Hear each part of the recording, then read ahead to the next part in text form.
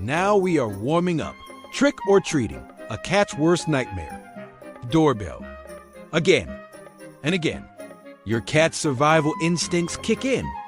They sprint under the bed faster than you can say fun-sized Snickers. For the next 2 hours, they'll emerge only to glare from the hallway like a furry security guard, clearly judging your life choices.